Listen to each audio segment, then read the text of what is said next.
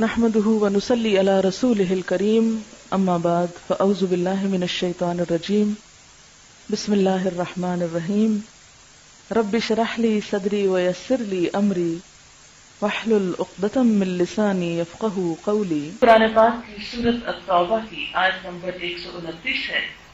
اس کے بارے میں ایک حدیث میں آتا ہے، حضرت ابو الدرداء سے روایت ہے کہ رسول اللہ صلی اللہ علیہ وسلم نے فرمایا، جو شخص صبح اور شام 7 بار یہ دعا پڑھے، اللہ تعالیٰ اس کے دین اور دنیا کے تمام فکر دور کر دیتا ہے۔ گویا سارے فکروں اور اندیشوں سے نجات کا نسخہ اور وظیفہ ہے۔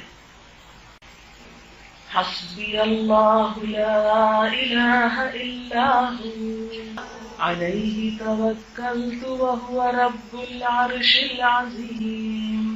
حسبی اللہ، کافی ہے مجھ کو اللہ، لا الہ الا ہو، اس کے سوا کوئی الہ نہیں، علیہ توکلت، اسی پر میں نے توکل کیا، وہوا، اور وہ، رب العرش العظیم، عرش عظیم کا رب ہے۔